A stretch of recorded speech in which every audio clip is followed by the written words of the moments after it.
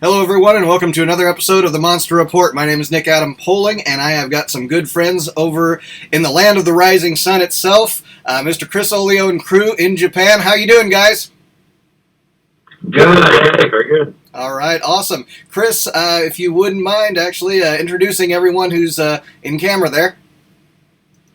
Sure. Behind me, we have Abel, Alfonzo, Stephen Roberts, Kenny Knapper, Mike Ross, George Taylor, and Chris Canale. All right. So, right now in the United States, at least here in Indiana, it's nice and early in the morning. It's evening for you guys, right? Yes. Yeah, it's 8:50 p.m. So it's okay that we're drinking. Okay. There you go. Was it about, We was it last night for you guys that you got the chance to see Shin-Gojira? Technically, this morning we saw it at 1 a.m. Yeah, it was very early. We were up till about 5. By the time we got back home to our Airbnb and everything else, it was a long night, but it was a lot of fun night. It was a good time. Yeah. All right. Now, of course, you're seeing the film unsubtitled and in Japanese. I'm not sure if all the talking scenes came through for anyone. Is anyone well versed to help the others understand where they are? Yeah, Abel actually has been here for the last 6 months. Actually, he's fluent in Japanese, so he got more than just the story than I think all of us did. But it's definitely a movie because of the heavy dialogue scenes. I'm looking forward to getting a subtitle version because there's a lot I feel I missed in the scheme of things. There's a key component definitely missed in the middle. Yeah. They were like, how did that, so again, this will be a spoiler-free review that we will discuss, but, I think Abel was one that understood it most out of all of us, Gotcha. Yeah, so, excited about a subtitled version of this, and might be interesting, of course, for you guys to tell us the differences when and if they do a dubbed version that will re-edit the film, re-loop, who knows what they're going to do with it. But as far as how much you liked it, how much you were surprised by it, anyone want to kind of chime in on just your overall feeling of your quick reaction to it? This was Really different. Yeah. Very different. It's not your typical Godzilla. It was because we had product division on this one, like it was for Final Wars. Toho took a huge risk with this one, and they kind of broke their shell, went with the new direction with it. Yeah, it's a very unique take on the character. It does some new things, which may or may not be very controversial to some people. I've been using 2 words to describe it a lot lately: artistic and stylized. Agreed. Okay. Yeah, that's the one thing I'm going to say I respect a lot about this film in particular. It really has its own style and doesn't kind of follow a formula in a norm. I think that was a good thing. We needed a fresh take in that regard. But again, there's elements of like we're still like, what happened? We're very confused. It's very Camera 3, very GMK. You're going to have to watch it a couple times to figure out what the heck was going on. But the film was beautifully shot and the CGI was good. Yeah, The best I've seen out of them. Yeah, you're right. Cinematography-wise, I think it's some of the best we've seen in the series. Absolutely. I think it was the best visually Godzilla movie so far. Yeah, I mean, very experimental, very artistic with the camera angles, the use of things, a lot of jib shots, dolly shots, and they got very artistic with framing at times.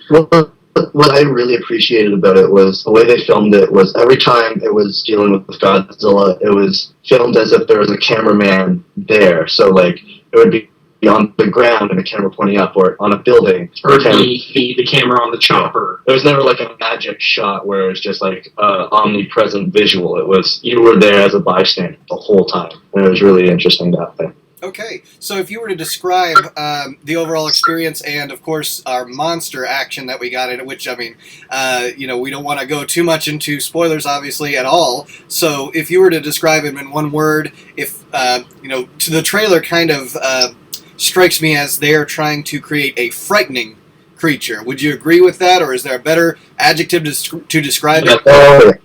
Just A little bit of both, I think. I don't think it was quite as frightening as I had thought it would be. I think one of the strongest parts of the movie, in terms of overall structure, the first third of the film is really, really strong. There's a lot of tension in the beginning. It's kind of very mysterious. It's kind of, you don't know where it's going. It's just, there's a lot of really, really strong build-up in the beginning. And then again, it gets a little, it slows down a little bit, unfortunately. But it definitely had some creepy moments. And this is totally nothing spoiler-esque.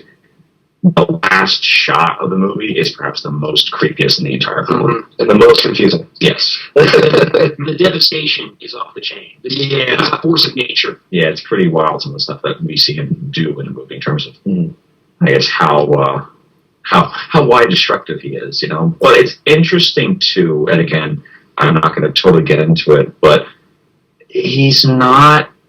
He very much is that force of nature, like you're saying, Kenny, because he's not just going around knocking over buildings. He's just kind of there.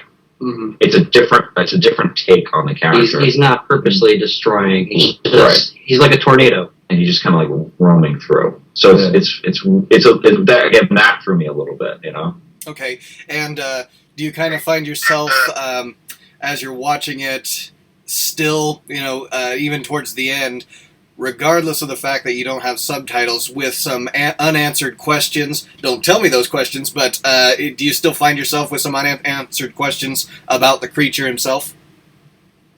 Absolutely. Yeah. Mm-hmm. Yeah. Even with subtitles, you're still going to be. It's going to have this almost, Ridley Scott Prometheus moment where you're like, But that's like classic Ano, right? He likes to be really ambiguous with his stuff, so Open to interpretation. Mm-hmm. yeah. That's not how you view it. And most especially the ending is very that last cut. and open to interpretation. So it's a different film. It's still kind of sinking in. You're still kind of digesting it. But Kenny said this morning very beautifully, this is the kind of Godzilla film you really want to get a commentary track and listen to why there were creative decisions. Every decision, I want to know where they were coming from because it was so different from anything I had ever seen before. And it's obvious that there was a thought process to every decision. Yeah. Okay. It wasn't just random. Like, oh, we did this. It was a mistake. I don't think any of this was a mistake. All right, and then you talked about the music being very stylized. So would you say that it's a completely new take on even the music? Did you find it very memorable, like you were humming it on the way out? Is it one of those things that really sticks with you, or is it kind of just subtle in the background? I don't know if this is there's old music and there's new music. I will say I'm not a big fan of the new music. It's very heavily synth. I didn't personally like it, but I'm not trying to coming from negative about it. Coming from a sound point of view, I feel they really rushed the post-sound process. Absolutely. The mixes seem a little raw. The music had three distinct different genres. There was like the really dramatic music that you hear in the trailer. There was like a rock kind of music, and then there was the old music. And there was a point where I was sitting next to Chris, and they came on with the rock music like maybe halfway through the film, and there was no other rock music throughout the whole thing. And we kind of snickered because it was just such a different tone from everything else. Most of the music that's played in the movie it feels like it's out of place, especially with the old music, the tone. Yeah, it kind of doesn't quite. It's okay. It's kind of good fan service for like 2 or 3 times, but then you're like, why is that there? It doesn't thematically work. Mm-hmm. Okay. So, yeah, it's not that it was 100% perfect film, but what is, if you really were to say that? Even, some of our favorite Godzilla films, you can still find a few things about it that we say, not quite right. Yeah. So, and I've already heard a few examples of other G films that you might describe it to. I heard GMK. Any other films that you might ascribe it to, even non-Godzilla, that you would say that it kind of comes close to in style? You should really watch The Giant God Warrior Appears in Tokyo, which is a short that appeared before the third Abel movie. It is done by the same director and special effects, and it's very similar where it's ambiguous, it's dark, It's artistic. It's very, very similar feeling. To compare it to another Godzilla movie is really hard because it's such a new take on it. It's got a 54 feel to it. It's back to that dark, gritty, stylized that 54 really was. Yeah, it's following a formula for 54 and 84. Yeah. There were definitely some recycled plot elements, in a sense, from 84, I felt, as well. And again, I think just by observing, it was so vastly different Godzilla than it was before, with just him. That's what I think what threw me off a little bit. He wasn't just like going out of his way, just maliciously destroying things. He was just there. And that was, again, a very unique take on the character. Our friend Alex and I, he watched it with us. He's not here at the moment. But we were talking earlier how it was really cool to see this because it must have been very similar of a feeling for when people saw the 54 movie. Because when they saw the 54 movie, it was something completely new and different. And now when we're going in to see this, it was something completely new and different.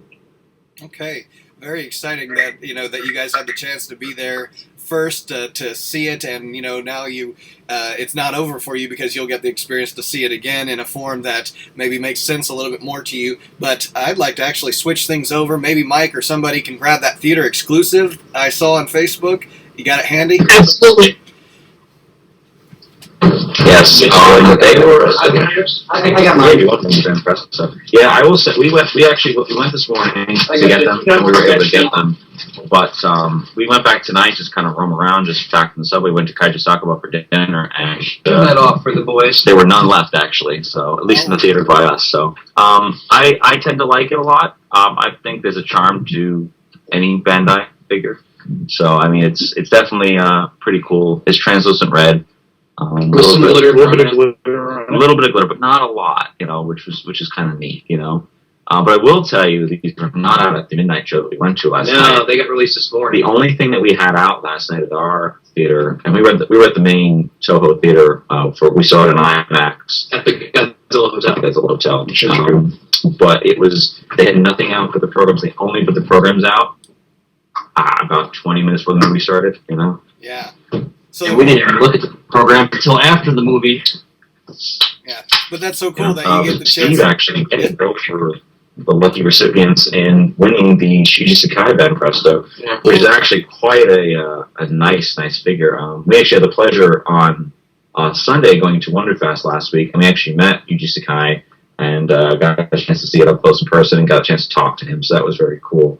But the figure itself is probably the coolest interpretation of the new Shin Godzilla in figure form at this point in time, Yeah, very awesome. So what's cool is that, with that theater experience, unlike what we get a lot in the United States, there's nothing to really take home except for the memories. That's cool that you got a program, some figures, anything else that was coming out there? A bunch of stuff.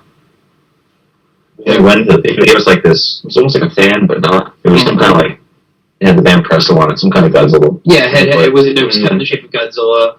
Yeah. I picked up a Shin-Gojira tie clip. I got a popcorn bucket. There was a bunch of nice shirts. Giant popcorn bucket. Yeah, the program itself, let me go and grab it. The program itself is actually a lot larger than the average. It's pretty thick little program booklet. It's like a magazine. You're never going to look for Tower Records to hunt down the soundtrack. Yeah. Here's the bucket they were selling popcorn at. It's actually two-sided, too. You got one side, which is the movie Shin-Gojira, and the other side is Abel versus Godzilla. Oh, cool. Awesome. Yeah, and it's ridiculous confused. Watching our large popcorns back home. Yeah, we didn't even finish it. We didn't finish the popcorn. Yeah. I was going to say, I hope everyone was sharing that bucket of popcorn. Oh, yeah. This is the movie program, actually, and it's a lot thicker than the average movie program. It actually has on the side, and it has the wording on the side, which is interesting. And in the back, you'll actually get all of the theater merchandise that they have. It's quite a bit, actually. I'm not going to show you all of the pictures in the program because there's lots of spoiler pictures. So if you can get a good look there, you'll see this bunch of things: necklaces, shirts, hats. keychains, a whole bunch of really cool Shin-Gojira merchandise. There's a happy coat for Godzilla versus Evangelion. Regular fans, defend yourself with. But again, it's a nice book, but interesting stuff. I didn't open it prior to seeing the movie which is a good thing. Yeah, because there's major spoiler pictures in the thing, but it's good as a Hayashida opened to the page and was oh, so sorry. We were at the screening with Mr. Shinpei Hayashida and Mark Harmio, and he's like, "Oh, can you look at this?" And he's like, "Oh, I don't want to see it." He's like, "I'm sorry." He had actually previously seen the film. Apparently, he saw it like 4 times. Yeah, he was at one of the premieres and I think some of the test screenings. And, yeah, he's a big fan of it. Yeah. Okay. So that was kind of fun. Unexpectedly running into him last night at the theater, which was a good time. Good to see him again, of course. Yeah. Well, that's awesome that you get that full theater experience, kind of what theaters used to be like, where it was more of what you could take home from it. And in American theaters, they used to have double features, and they used to have, things that you could take home, or they'd have. Did they have any kind of William Castle-esque setups outside in the lobby, or sound effects, things like that going on? They had like a big marquee banner. Yeah, they had giant marquee. It was interesting too. And I don't know how you guys felt last time. I think a lot of the Japanese citizens seeing the film really were intrigued by us Westerners coming here and seeing it, and they were talking to a bunch of us and asking us, and they were very, very happy. They were as equally excited to see the movie as they were to see us here to see the movie. Right. Yeah. They were fascinated that we would have traveled across the world. I had people come up and take pictures of my tattoo of Godzilla. They were like, "Oh, Gojira!" That's awesome. It's actually crazy to see all the different people from around the world. Like there was a German couple there was I'm from Canada, we've got the Americans, we got the Japanese. It's just everybody kind of come together.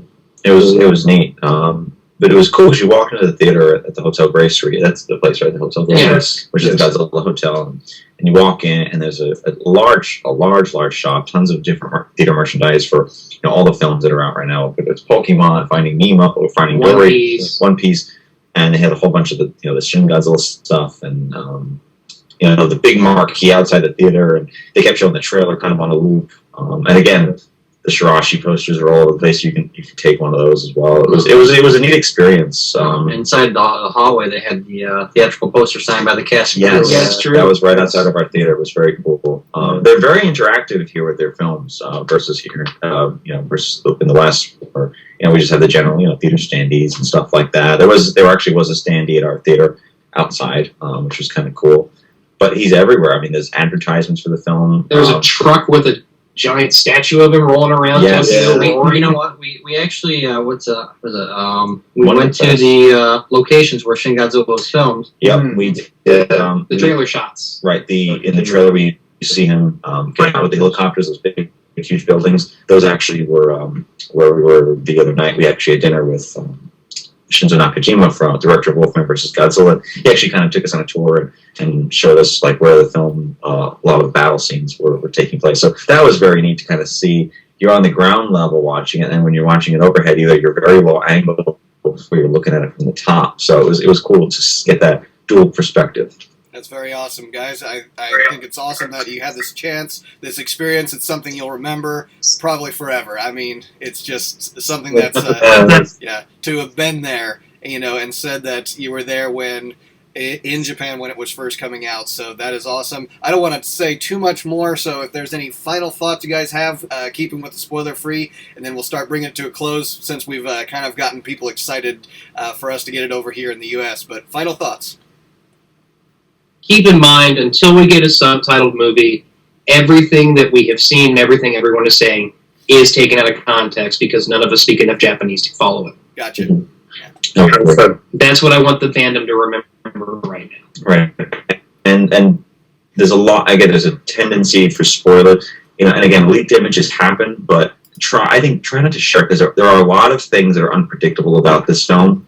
So for those people that haven't watched it yet, let's just try to let everybody be surprised, and hopefully they will be. And half the fun was the surprises we were dealing with. Right. I had known about 2 spoilers with the film prior that wound up being true. And then there were other things I was like, oh, I didn't know that was going to happen. So you want that unpredictability a little bit when watching this film, and again, that's respect to also the filmmakers as well, because that's why they put it there in the first place. Yeah, there was definitely moments where I physically had a slack jaw because I was so surprised at what happened. So if you avoid spoilers, like, it really has a good effect. It's really something. Right, and again, I think it's, keep in mind this is, I guess, a interpretation of Godzilla, not. It's not a terribly straight form, I don't think. I wouldn't consider it Gino or anything like that. But it is very, very different. It's still hard to kind of digest a lot of the elements of the film. So I feel like I can't give a full verdict on where I feel on the film until I really see a subtitle version and see what the context of the story is. Because there was a lot to there that we don't get. All right, very awesome.